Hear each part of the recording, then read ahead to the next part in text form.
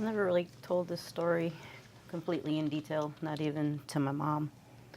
The summer that I turned 13 years old, I played with a girl.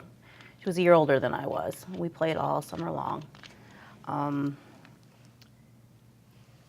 our families were kind of reversed in the sense that I had a brother that was 12 years younger than me, and her brother was 12 years older than her.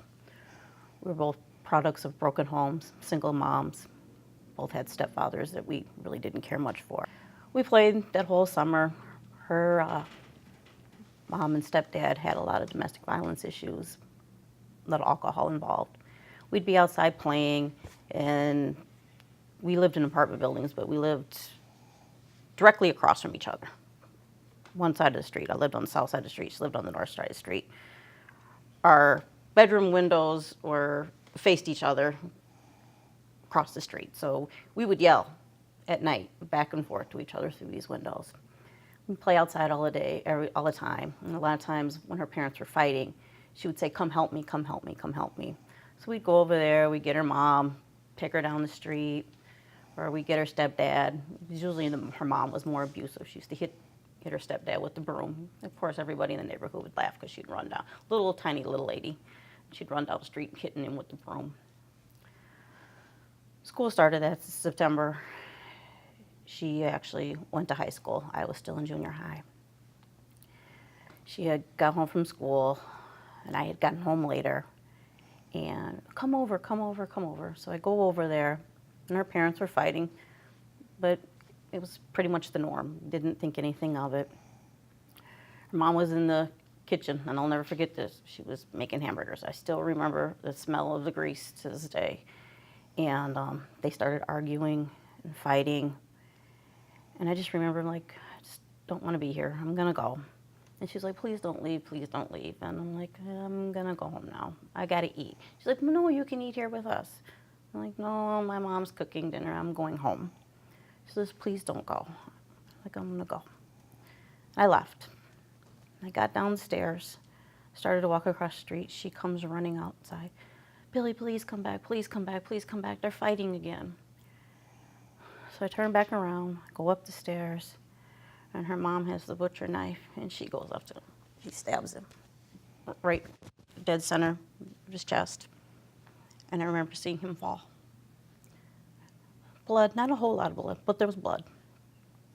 And I looked at her, and she looked at me, and I looked at her mom, and I just ran. Ran across the street. I just left. Ran in the house, ran in my room, shut the door, didn't say anything to my mom. I remember just staring outside the window. By this time, the police were coming, everything like that. And I spent the next couple hours looking out the window, just staring, crying. And towards the end of the night, the police bring her mom out in handcuffs. And I'll never forget this, is the officer let them kiss her goodbye. And I remember going to my mom finally and be like, "What's going to happen?" My mom was like, "Well, she's going to go to prison." I'm like, "Okay." I'm like, "Well, for what? A month, 2 months?" My mom was like, "Probably a long time." I'm like, "Oh, okay." So still not processing. And mind you, I don't tell my mom. Nobody knows that I actually saw it. Nobody. The next day, I come home from school. My friend was there. She tells me, "Can you come over and help me clean up before the people come and get me?" And I mean, I'm young. I'm 13 years old. It doesn't process what she means. So I go upstairs, I help her. She said, "You need to help me pack my stuff." I'm like, "Okay." And I saw the outline, the chalk outline of the body. I'm like, wow. So we're laughing and joking, and we would say, "You're kids. Don't step on him." We'd walk over it, and there was some blood on there, and there was some stuff left over from, I would assume, the fire department, paramedics, because there was, I don't know, some tubes and other packaging from like gauze or whatever. And I remember we put all his stuff away, threw it all away. Then obviously the street lights came on, and I had to go home, and that was the last time I saw her. Never saw her again after that. Fast forward 20 years plus later, I was a probation and parole agent. And I got to work one day, and there's this huge file, about this big, sitting on my desk. I'm like, what is this? I mean, it looked like it was going to be, a mess. When your files are this big, it's problems. It was her mom. After all those years, she had just gotten out of prison. She comes in, she sees me. I know who she is. She has no idea who I am. No idea. I supervised her for probably about 10 years. I always asked, I said, how's your daughter? She's fine. Where is she? And I always, where is she? Oh, she's in St. Louis somewhere. Well, what is she doing? I would ask all these questions trying to find out, where is she? What is she doing? How is she doing? And, she would would answer the questions, but they would always be vague. I never felt like it was a question that gave me the answers that I was looking for. Then I would try to get her to talk about her case, and she never would. And every time that I would meet with her, I was going to say, remember, I was that little girl that used to play with your daughter. Long story short, one day they called, said she's in the hospital. And I said, okay, well, I'll go down there and I'll see her. She had a lot of health problems, so she was in and out of the hospital. And I worked on the east side. St. Mary's was in walking distance. By the time I get to the hospital, she had passed away.